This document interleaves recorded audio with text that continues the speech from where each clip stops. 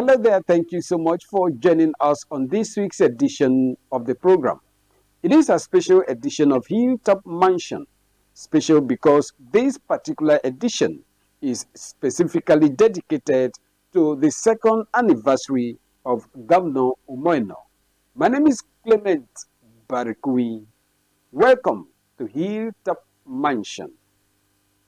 Have you ever missed out on any events or activities of the governor, first lady, or the deputy governor of Akwa Ibom State? Worry no more. Hilltop Mansion got you covered. Hilltop Mansion is a program of the Nigerian Television Authority, NTA, Uyo, specifically designed to showcase the day-to-day activities of the Arise agenda. Tune in every Monday at 7:30 p.m. on Star Times, Channel 103, and our social media platforms on Facebook and YouTube to join us. Hilltop Mansion, showcasing the Arise agenda.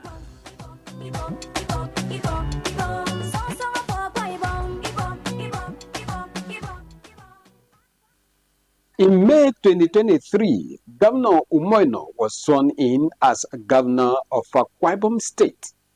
Within his 2 years in office, the state has witnessed remarkable achievement in various sectors of the economy. In this edition of the program, we shall be taking a look at some of the achievements of the state government under the leadership of Governor Umoino, as well as the challenges and how he has been able to surmount those challenges. But I will not directly or indirectly communicate or reveal to any person any matter which shall be brought under my consideration. And that I will devote myself to the service and well-being of the people of Nigeria. That I will devote myself to the service and well-being of the people of Nigeria. So help me God. Governor Umoino's administration is anchored on the Arise agenda, that is, agricultural revolution, rural development, infrastructural maintenance, security management, and educational advancements. This comprehensive blueprint aims to propel Akwa Ibom into a new era of growth and prosperity. We have achieved a lot already in just 20 months in office, from the revolution currently ongoing in the agricultural sector to the one project by local government aimed at bringing development closer to rural areas.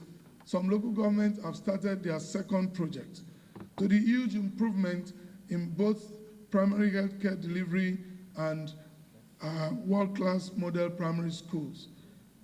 We have built over 174 Arise Compassionate Homes out of the 400 units we intend to execute in the course of our first term in office for the most vulnerable. We have paid to date over 50 billion naira of the 98 billion backlog of gratuities that we inherited from 2012. We have expanded infrastructure with economically viable road network. We have kept our obligation to Ibom Air, and we have succeeded in supporting them to acquire 2 brand new CRJ-909 Bombardier aircraft and continue to the development of our aviation ecosystem. We have strived at sometimes very detrimental to ourselves to keep the state peaceful. And in the next 1 year, we are poised to execute about 30 audacious projects spanning tourism, road construction, social and humanitarian welfare, health, education, small and medium-scale support schemes. Recognizing agriculture as a cornerstone of the state's economy, Governor Ino has initiated several programs to boost food production.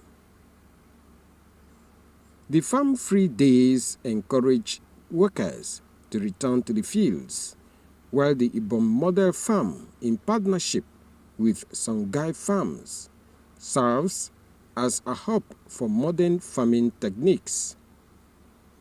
Additionally, the revitalization of the St. Gabriel's Coconut Oil Factory and the Dakada Global Oil Palm Plantation underscores the administration's commitment to agribusiness development.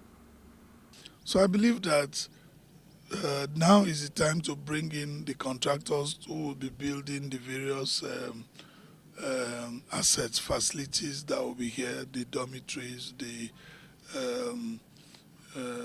residents, farm managers, apartments, the hotel, other things that we'll be doing in here. I'm satisfied with what they've done so far, but I like to continue to encourage the Commissioner for Agric. Like I said to her, for this reason she came back to ESCO, and she must deliver this farm. To develop a farm of this magnitude is not a day's work. But to be honest with you, I'm happy with the work they've done so far, the Commissioner for Agric, the contractors, the consultants, the crops are coming up, the road network is all done, the drainages are done. Under Governor Ino's leadership, Akwa Ibom has embarked on an ambitious infrastructure development plan. In the first 19 months, 157 road projects were undertaken across all 31 local government areas. Notable among these are the Atiku Abubakar Flood Control Tunnel and the Udom Emmanuel Boulevard, which have significantly improved connectivity and economic activities within the state. We are determined to seamlessly connect every part of this state with an economically viable road network. Road infrastructure is a critical catalyst for development, and we are determined to ensure that we holistically raise the bar of development in all sectors of our economy. Healthcare accessibility has been a priority for Governor Ino. The establishment of 16 model healthcare centers, coupled with free medical outreaches, has facilitated over 248 surgeries and 724 eye treatments. These initiatives aim to provide quality healthcare services to the underserved populations. His Excellency President approved that we source $1 billion in concessional financing, primarily to incentivize improvement in primary healthcare, working through states.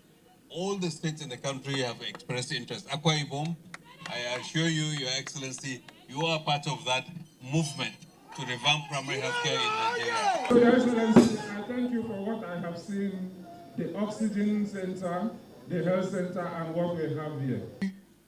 Actively seek to partner with the federal government and will seek support in any manner possible to continue to work with the federal government providing health services to our people. Governor Eno's administration has invested in education and youth empowerment. The introduction of a 100 million naira educational grant for students with disabilities and the training of over 1,000 youths and SMEs with a 650 million naira investment are testament to the governor's commitment to human capital development. Things have really changed in the educational sector. That if you go through all the 31 local government areas of Akwa Ibom State, you will see beautiful structures in the primary system, which is the model primary schools. So that when my friends who come from other parts of the country or outside the country arrive here, the first thing they will ask is, what is that? And I'll tell them that is a primary school that our children are going to school. And you know, the first thing that comes out of people's is, wow, how I wish I could go back to the elementary. That's one. Not only the structures, but even reflected in the teachers, reflected in the children with new uniforms, new handbags, new shoes, and all other resources, learning materials given to them free of charge. And first of all, I'd like everybody to know that education in Akwa Ibom State, right from the Head Start up to senior secondary 3, is free and compulsory. So that is one of those things, not only to the primary schools, in the secondary schools too. We've seen that some of the secondary schools have been renovated, and His Excellency has also promised that every federal constituency is going to have a model secondary school. Model in the sense that completely there will be overhauling of the system, there will be boarding facilities, and there will be equipment, but most importantly will be the availability of teachers. Ranging from the education intervention fund, 100 million naira education intervention fund, he instituted this 100 million naira education intervention fund the day of my appointment, and more than 300 and something students studying in higher institutions have benefited from this education intervention fund. The first batch was paid, that was 2023. The second batch was paid last year, and still counting. So ranging from that, the health insurance scheme that over 1.5 million persons with disability have enrolled in that scheme. So we are really better off for it, because in fact someone called me last week. He said, I thought this was politics, but I went to the clinic, using my card. I have access to, medical care. I was operated upon, drugs was given to me. So those are the things that we are experiencing. We want to talk about the Rise Compassionate Home. Persons with disability are also beneficial of that program of the governor. Addressing housing deficit, the administration launched the Arise Compassionate Homes initiative, providing 36 fully furnished homes with steady electricity and water supply. Additionally, 152 bedroom homes were distributed to civil servants, fostering a sense. Lower workers won 150 houses just for 50,000, for you to have the faith. And not that he would not have given it to them outright, pick, but he had to make it very transparent, because there is something in ownership you wanting to have, not something you are just outright dash. Because a lot of persons take outright dash as nothing. I'm starting from that one. I'm also talking about paying minimum wage in Akwa Ibom for the workers, not as federal government, paying more than federal government. That is not the first time. When federal government paid 30,000 minimum wage, Akwa Ibom paid 33.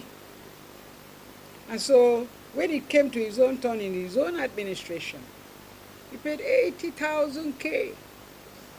And for civil servants, their heads don't knuckle because of 80,000. It has never happened in the history of Nigeria. He paid it without being prompted, without the workers asking. That's why when people were demonstrating in Nigeria, Akwa Ibom did not join, because we know we have a governor that without asking, he preempts what the reactions are or what the people want. And so he's always giving. There are many states that are still struggling to pay minimum wage. But Akwa Ibom, he paid from November last year, and the day you are paid, everything is cleared, including the arrears. It's not something that the workers take for granted. And the workers in Akwa Ibom State have been made ambassadors of the Arise agenda. They have not been left out.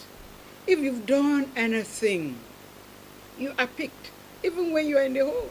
I still remember when I was the head of service of this state, I came up with the mantra that do your best. The work you do will speak for you. It has spoken for many, including recently, one of us did so well in the human capital development. And he stood there and then in the presence of the whole world and promoted him to a director and then further appointed him a permanent secretary. Name which state that we have that kind of a thing. It's only here, the government of Pastor Umoino. The permanent secretaries have not had vehicles for a long time. He bought one day over 45, about 49 or 45, 49, 45, and gave to permanent secretaries to use in doing the work. I think it's the height of the happiness of a worker that has served diligently. His Excellency comes up with an Arise agenda and says that is where all the development in the state is going to be hinged upon. And so he has rural development. So one of the ways that you're going to solve the problem of urban housing crisis is to move development from the urban city to the rural communities. And so you can see that His Excellency strategically talks about rural development, and housing is key. Now, all the compassionate homes that the governor is doing, 400 of them, where are they? Rural areas for the poor, you know. Now, the governor is strategically creating roads to traverse all the rural communities. Why? Because he wants to decentralize governance. He wants to bring governance close to the people, and then also open the access way to the rural areas. Now, of course, you know that Uyo is already congested. So for me in my ministry, for real estate developers who are coming in, they may not have land in Uyo, but because in Akwa Ibom State, you can access any local government within less than 30 minutes. So the fact that you have an estate at Itu, the fact that you have an estate at Iduran, the fact that you have one at Ibono is not a problem, because the governor has already created the enabling environment. And one of the facilities to be usually created to allow development, especially housing, to take place is access road. So now, apart from that, we are currently handling the aviation village, the first of its kind in Nigeria. I don't know about other West African countries, but I've traveled, but I don't know whether I have seen an aviation village. Now, the aviation village has to do with where the workers in the aviation sector are housed. Now, if you're traveling early in the morning, you see all of them standing by the road, trying to take taxis to work and all that. And then, how much is their pay? Ensuring the safety of citizens, Governor Eno established the Ministry of Internal Security and Waterways and launched the Ibom Community Watch Program, employing 550 watchers to safeguard communities.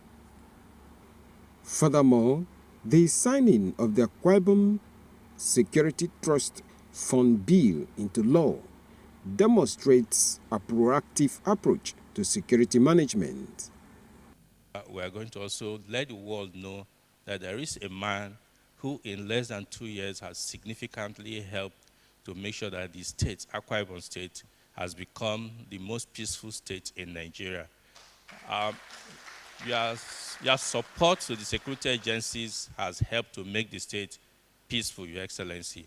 Anybody that's coming into Uyo or to the state would know the difference. The atmosphere itself, you know, to have a safe state, you have to have someone that actually love the people, you know, have the state in their mind. So with the governor having been elected, he realized that he's not a PDP governor. He's done the governor of Akwa Ibom. And now to govern, you have to have a security. And to govern, people have to feel you. People have to feel you, you know. You could drive around and then everybody will have the governor, but if he cannot touch you, if you don't have the same feeling, and you will be different. So the governor decided to say, well, you know what, let me bring a blueprint, and that blueprint was to start from the low people. I'm not saying the low people, the villagers, the rural area, and then to real people to be touched. Governor Eno's economic policies have focused on supporting local businesses. The conversion of a 2 billion naira loan to traders into grants, alongside the establishment of the Arise Employment Portal, has facilitated the disbursement of funds to over 15,000 youths, promoting entrepreneurship and reducing unemployment. I started just like you, with 5 rooms, running the hotel in Eket. I wish I had government support at the time. But what I'm trying to say is, I understand the pain SMEs go through, and understand how you need funds, and they're looking for collaterals that you are struggling to create. So government has come to your aid, and I hope you will take a proper advantage of this opportunity. Despite the administration's achievements, challenges persist. Critics have raised concerns about the pace of rural development and the sustainability of some projects. However, Governor Eno remains steadfast, emphasizing the need for continuous engagement with the people to address their concerns.